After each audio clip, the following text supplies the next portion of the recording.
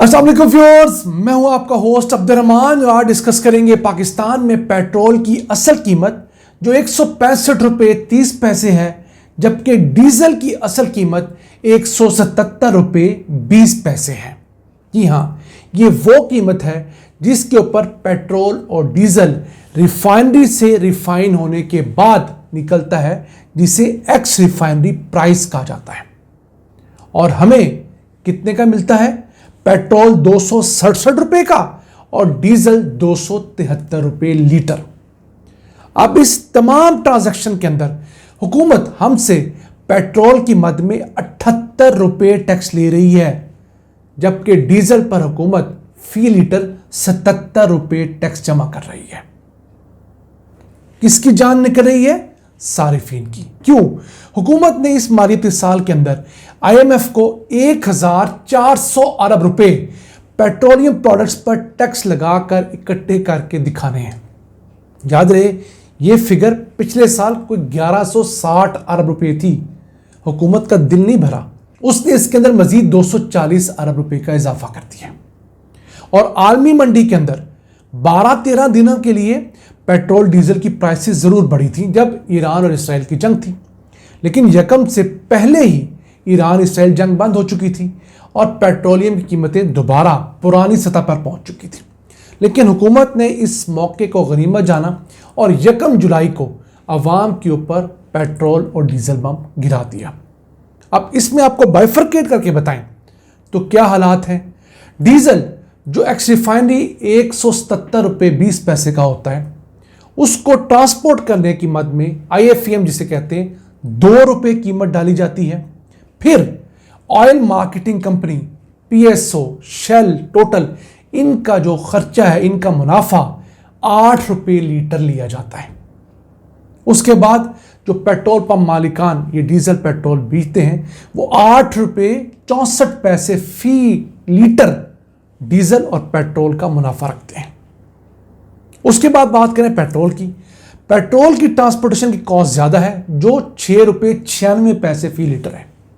उसकी एक वजह ये भी हो सकती है कि पेट्रोल ज़्यादातर टैंकर्स के जरिए ट्रांसपोर्ट किया जाता है, जबकि डीजल जो है वो ऑयल पाइपलाइंस के जरिए ट्रांसपोर्ट किया जाता है। तो ऑयल पाइपलाइंस जो है उसके अंदर कॉस्ट 3 गुना कम होती है। ऑयल टैंकर्स जो ट्रक्स होते हैं उसके जरिए 3 गुना कीमत ज़्यादा हो जाती है ट्रांसपोर्टेशन की। इसी तरह पेट्रोल के अंदर भी ऑयल मार्केटिंग कंपनियों का जो मुनाफा है वो 7 रुपये 80 पैसे है, तकरीबन 8 रुपये डीजल के बराबर। और यहाँ भी पेट्रोल पंप मालिकान का डीलर्स का मुनाफा 8 रुपये 64 पैसे है। अब ये मुनाफा आज से 3 साल पहले तक तकरीबन 3-4 रुपये लीटर हुआ करता था। इस दौरान इन पेट्रोल पंप मालिकान ने हुकूमत को महंगाई दिखाकर ब्लैकमेलिंग कर करके अपने मुनाफे में 2 से 3 गुना का इजाफा करवा लिया है। अब अवाम के साथ एक और खिलवाड़ हो रहा है, वो ये कि हुकूमत डीजल के हर 1 लीटर के ऊपर 74 रुपये 51 पैसे लेवी ले रही है, पेट्रोलियम डेवलपमेंट लेवी, जो एक किस्म का टैक्स है। हुकूमत ने बेसिकली ये टैक्स बढ़ाया, जिसकी वजह से आपको पेट्रोल और डीजल कीमत में 8 से 10 रुपये का इजाफा देखने को मिला है। फिर यही नहीं, हुकूमत ने 1 जुलाई से तारीख में पहली मरतबा एक नया टैक्स भी लगाया है, और वो है 2 रुपये 50 पैसे का, जिसका नाम है कार्बन लेवी। यानी कि हम लोग कार्बन डाइऑक्साइड को हवा में जाने से रोकने के लिए जो इकदाम कर रहे हैं, उसके लिए हमने पैसे इकट्ठे करने, वो 2.5 रुपये हर लीटर पेट्रोल हर लीटर डीजल के ऊपर इकट्ठा किया जाएगा। तो डीजल इस तरह हो गया 77 रुपये टैक्सेस के साथ और 18 रुपये 64 पैसे खर्चे के साथ 273 रुपये लीटर। अब पेट्रोल की दास्तान सुन लीजिए। पेट्रोल के ऊपर जो पेट्रोलियम डेवलपमेंट लेवी टैक्स है वो 75 रुपये 52 पैसे है। फिर इस पर जो कार्बन लेवी है वो 2.5 रुपये है। इन दोनों को मिलाकर हर पेट्रोल के लीटर पे हम लोग 78 रुपये टैक्सेस की मद में हुकूमत को दे रहे हैं। और इस तरह पेट्रोल के ऊपर जो अखराजात आ रहे हैं या मुनाफे हैं वो 23 रुपये 40 पैसे हैं। इन तमाम को क्लब किया जाए और एक्स रिफाइनरी प्राइस में ऐड किया जाए तो पेट्रोल 2 रुपये 67 पैसे फी लीटर मुझे और आपको मिल रहा है। तो अगर हुकूमत सिर्फ हमारे ऊपर ये टैक्स का बोझ ना डाले ये 1400 अरब रुपया हम गरीब आवाम से निकलवाने की बजाय इस मुल्क के उस अशराफिया से ले जिन्हें इस बजट में भी 5000 अरब रुपए से जायद की टैक्स छूट दी गई है, तो यही पेट्रोल, यही डीजल किस प्राइस में दस्तयाब होगा?